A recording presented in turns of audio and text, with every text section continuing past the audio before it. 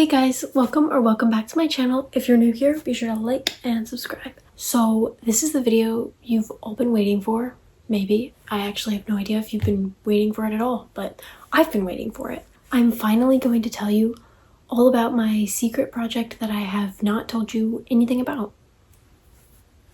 I'm going to start off by saying this is going to be a long video because I told my sister about my plans for everything in it, and that took about 3 hours almost, and that was before I knew a lot of stuff.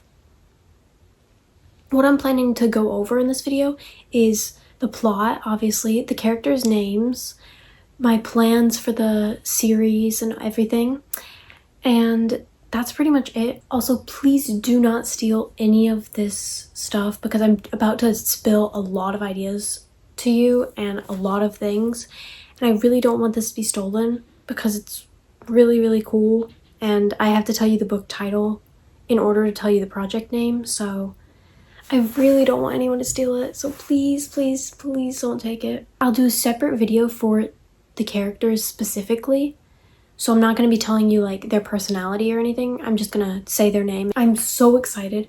This book is a fantasy book, like very fantasy. It has dragons. It has a lot of really cool characters, and I'm gonna start off by saying my plans for the book. So I started out just wanting it to be a standalone book, possible duology, and then I was like, okay, it has to be a duology now, and then I kept thinking and I was like, okay, maybe a trilogy, and there's also going to be a prequel novella now, and there might be 4 books. I don't know for sure, but that's where I'm at right now. There's going to be at least 3 books in the series, possibly 4, but definitely 3. I have the names for all 3. And there's going to be a prequel. There's actually going to be 2 prequel novellas now. I just remembered. I have the names for both of those, and they are both focusing on different characters than the main one, if that makes sense. I'm going to tell you about the book and then tell you the project name because it goes together. Okay, so the book is focusing on a bunch of things. So there's 5 main characters in the book, in the first book. It's out of one girl's POV. Her name is Aisling. I don't know if you can actually pronounce it like that, but that's how I'm pronouncing it. The main guy is named Calix, and they are step siblings. I will make a family tree video to explain a lot of that because there's a lot that happens with their family. Aisling and Calix are step siblings. Aisling is 17, I believe, and Calix is 16 and a half. Basically, there's this land called Emberglen, and it's split into 2 sides.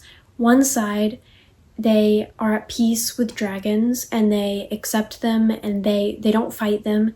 They don't exactly like keep them as pets, but they don't fight them. And then the other side, they're basically dragon hunters, so they hunt the dragons. And our main character lives in the side that doesn't fight dragons. There's been some things in the past where the dragons have attacked some of the people in their kingdom spot, or some things have happened with that, so they're kind of hesitant on whether they should trust dragons or not, but they still continue to trust them. And so basically Aisling and her mom used to live in the village, but they moved into the castle where, oh my gosh, this is so much to explain. So there's a king and a queen in the castle, and they have children.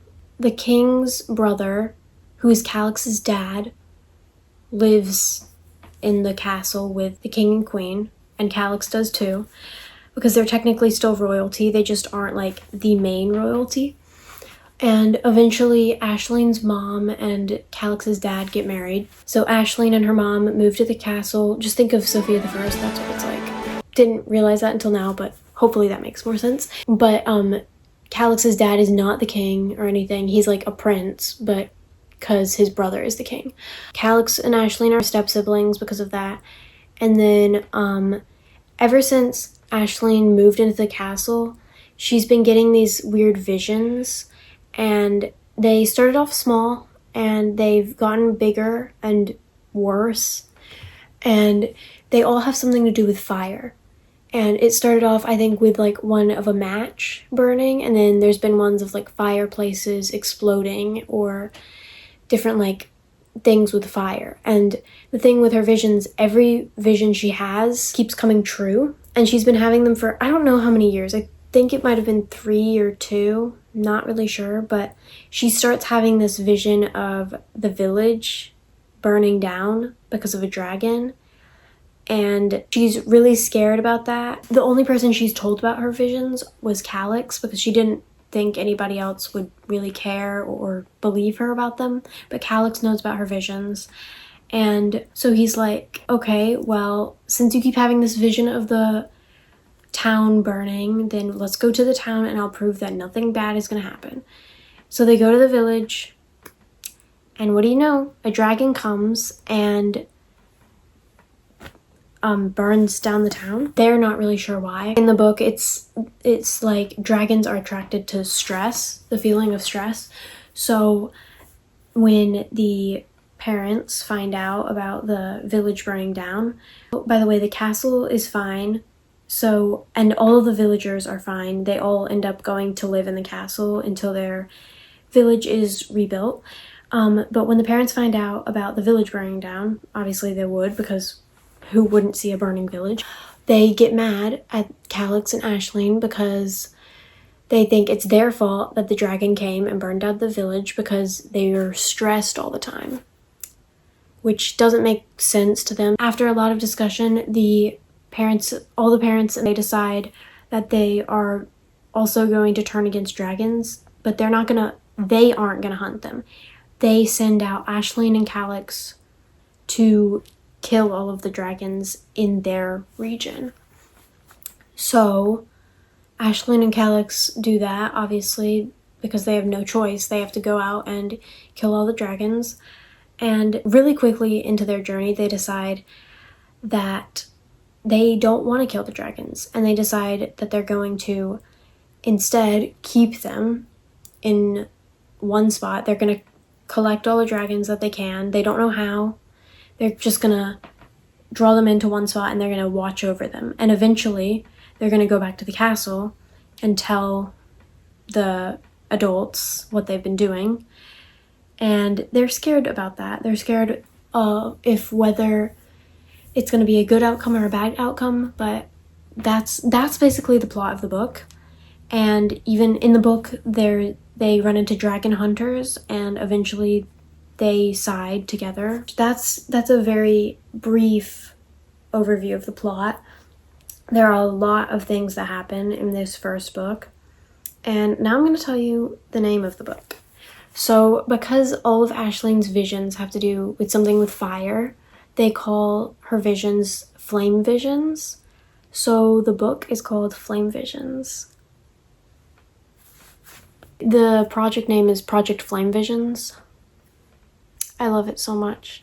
The other two books both have, it's a one-syllable word that starts with FL, and then another word after, if that makes sense. Like how it's Flame Visions, it's FL, one word, and then I don't know why. It just happened.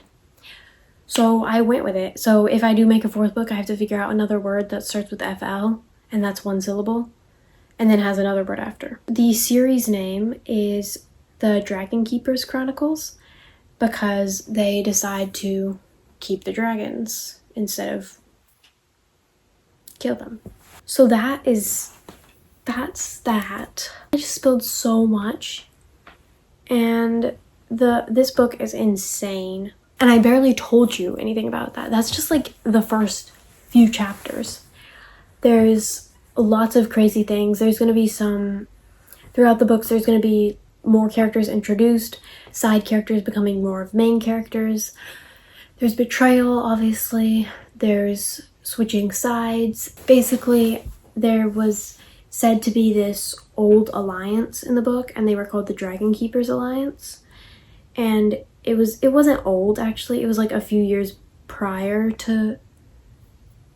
Okay, so let me start over. So in this book, There is said to be a alliance called the Dragon Keepers Alliance. They were a bunch of dragon hunters who formed and decided they didn't want to hunt dragons anymore. So they formed together and called themselves the Dragon Keepers Alliance, and they still lived in the dragon hunters spot, but they kept the dragons safe and watched over them. And they didn't mean to become popular. The word got out that they existed, and everybody got really mad at them. And eventually, after just a few years of them being formed, they disappeared. They were getting attacked so much, and the dragons that they were keeping were not surviving because people were attacking them. And at that time, I think they were younger, early 20s, late teens.